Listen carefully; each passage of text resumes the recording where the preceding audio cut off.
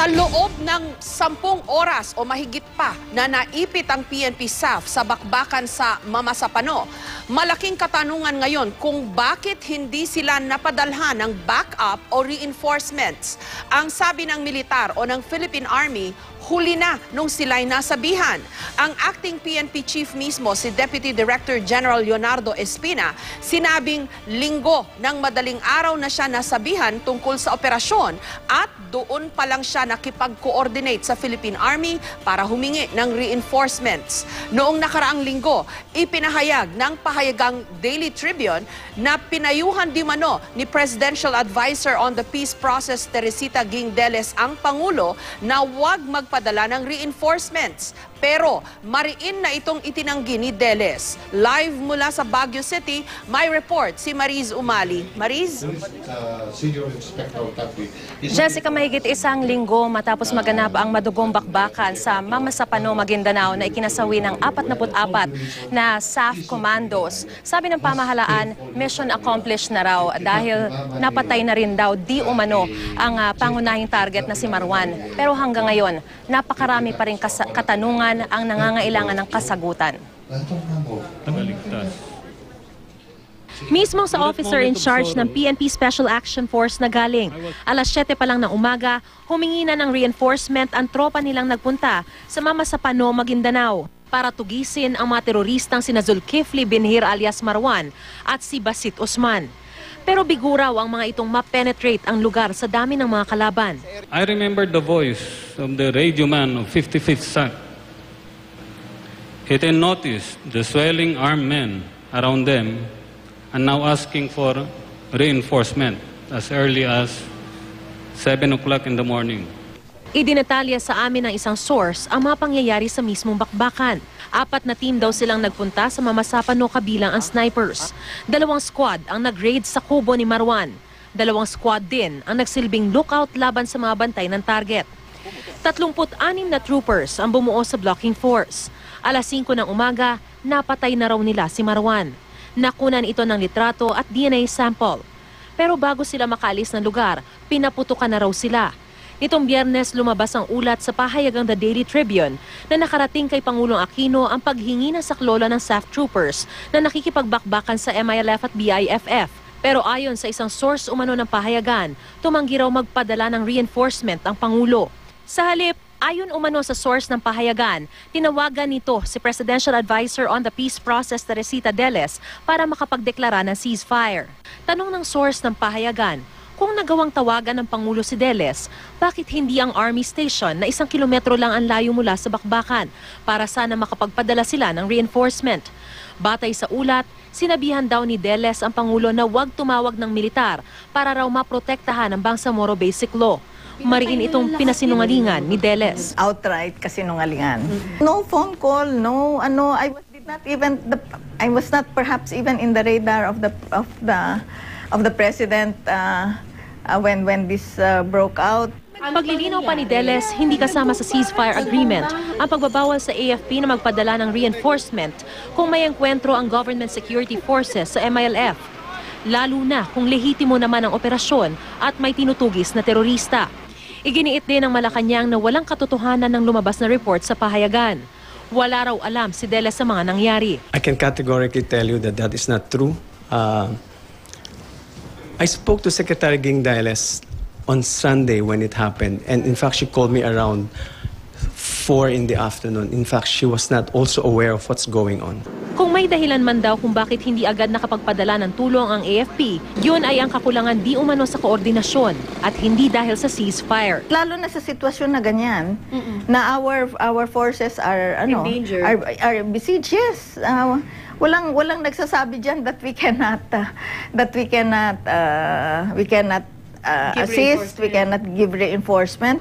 Nauna nang sinabi ng 6th Infantry Division ng Philippine Army, alas 6 na raw ng umaga nang abisuhan sila sa bakbakan, 2 oras matapos itong magsimula. 7:30 ng umaga, handa na raw ang 6th ID Battle Staff para rumisponde, pero di nila alam kung nasaan ang mga pulis. Nagpadala rin daw ng mga tangke sa highway malapit sa Tocanalipaw sa Mamasapano. Tumulong naman daw sila. Na-delay nga lang ito dahil huli na rin nang sabihan sila. Kung babalikan ang inilabas na timeline ng CCCH, bandang 1:00 hanggang 2:00 ng hapon pa sila nakapagnegosasyon sa MILF at BIFF dahil nahirapan silang i-penetrate ang lugar. Sabi ng CCCH, may nadatna na sila nung nakapwestong tangke ng militar malapit sa lugar. Pero pinaatras nila ang mga ito para mapahupa ang tensyon. Andi umano'y kawalan ng reinforcement sa PNP SAF, isa lang sa mga tanong na di pa rin nalilinawan hanggang ngayon. Marami na rin ang nangangalampag na magsalita ang suspendidong hepe ng PNP na si Director General Alan Purisima na sinasabing nagmando ng operasyon sa kabila ng kanyang suspensyon. Nakausap pa ng GMA News si Purisima nung nakaraang linggo pero sabi niya hindi pa siya handang magsalita. Para kay Senadora Grace Poe, kaduda-duda ang pananahimik ni Purisima. Sa pagdinig ng Senado sa Lunes, isa si Purisima sa mga ipatatawag. Pagkakataon niya ito, katulad din ng nangyari noon, para sabihin kung siya ba talaga ay kasangkot o hindi. 'Di ba? Kung wala ka naman talagang responsibilidad dito, wala kang ginawa, hindi ba pagkakataon mo nang lumabas? Hayaan na po natin yung mga different bodies kung siya ipapatawag. Sila na kung sakaling kung ano ang participation niya. Jessica, marami pang naikwento sa atin yung ating nakausap, pero karamihan sa mga ito ay off the record at naiintindihan at nirerespeto naman natin ito para na rin sa kanilang kaligtasan. Ang pinakamainam daw sa ngayon ay hintayin na lamang ang resulta ng Board of Inquiry tungkol sa usaping ito. Jessica? Maris, I understand nasa Baguio ka ngayon dahil nandyan yung mga pinuno ng PNP SAF at maging si Secretary Marrojas ng DILG para makiramay at kausapin yung mga namatayan kasi I understand 14 sa 44 na namatay mula sa PNP SAF ay taga dyan sa Cordillera. Bukod pa dyan dun sa mga taga Ilocos, maraming mga tiga Norte din eh. Maris?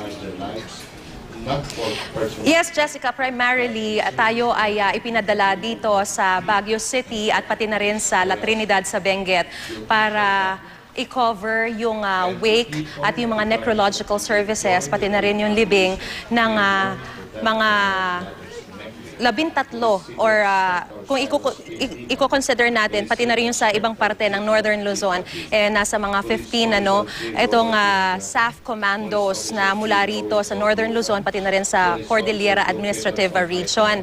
At bahagi na rin ng ating coverage ay ang pagpunta rin dito ni Secretary Marrojas na personal na bumisita at nakiramay sa mga naulilang pamilya ng mga SAF commandos na ito.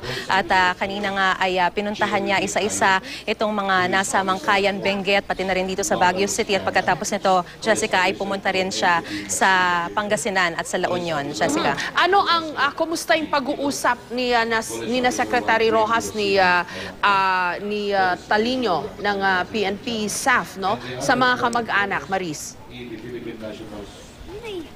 Jessica, itong mga kamag-anak o yung mga naulilang mga pamilya nitong mga SAF commandos, talagang ipinahayag nila yung kanilang pighati, yung kanilang pagtangis, lahat ng kanilang sentimiento dito kay Secretary Marrojas na pinakinggan naman niya lahat at kabilang din sa kanilang pagpapahayag yung sinabi nila na talagang kailangan nila ng katotohanan sa likod ng nangyaring insidenteng ito sa Oplan Wolverine.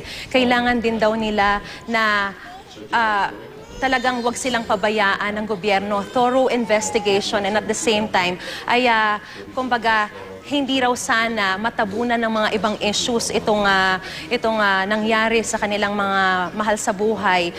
Kasi karaniwan daw pagkalipas ng mga 2 buwan at 3 buwan, nakakalimutan na raw ito at hindi na rin na ilalabas yung tunay na resulta ng investigasyon. So yun Maris, yung ipinahayag nila. Yes, Jessica. Kasi natanong ko yan, kasi nagbabasa ako ng mga pahayagan today and over the weekend.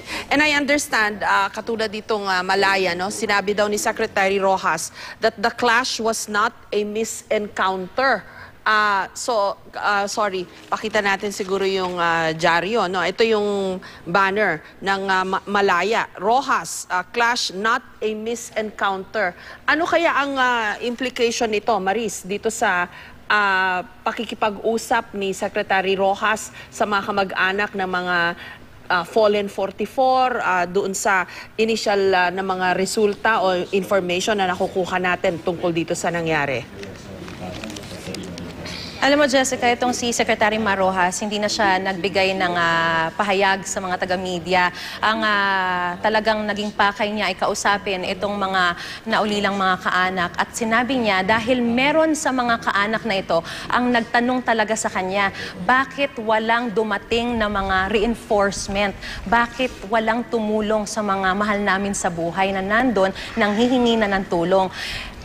Ang narinig natin na sagot mismo ni Secretary Marojas, hindi niya diretsahang sinagot yung tanong nung ama na sa pagkakataong yun ay talagang umiiyak na dahil sa hinagpis. Ang sagot lamang ni Secretary Marojas ay merong Board of Inquiry. Ito ay proseso para malaman kung sino ang nagkaroon ng kapabayaan, saan nagkaroon ng lapses, saan nagkaroon ng pagkukulang. So hanggang dito lamang yung kanyang nabanggit para dito sa mga isyong ito. Pero the whole time ay ini-explain din niya yung mga ayuda na matatanggap ng pamilya at sinabing hindi sila pababayaan, Jessica. Okay, kasi magandang maliwanagan din dahil yung iba nga sinasabi hindi naman misencounter yung nangyari kundi massacre with indirect reference dun sa tinamo ng mga PNP staff na mga tama no nung sila ay nakabakbakan ba o na massacre daw ng MILF. Ano ba ang sinasabi ng mga kamag-anak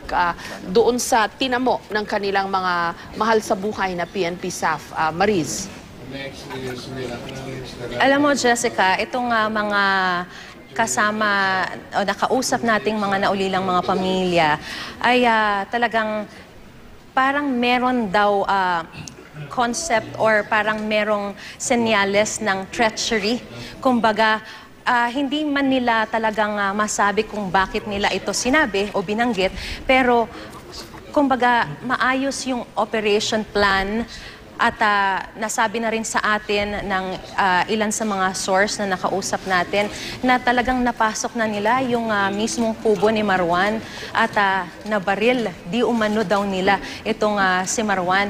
Pero nung papalabas na sila, dun daw talagang binakbakan ng mga ang sabi nila ay MILF at BIFF, itong mga PNP commandos o staff commandos. At pagkatapos, kaya nila sinasabing treacherous dahil nabaril na, tinadtad pa ng husto. Merong iba na tinaga pa sa mukha. Ito yung mga kwento ng mga kaanak. May tinaga sa mukha, merong tinanggalan ng tenga, at meron din daw pinugutan. But of course, hinihintay natin yung autopsy report para malaman talaga kung ito ay dahil lamang sa treacherous act or desecration of the bodies at hindi lamang dahil dun sa lakas ng mga kumbaga armas na ginamit laban sa mga PNP staff commandos na ito, Jessica. Maraming salamat sa iyo, Mariz Umali.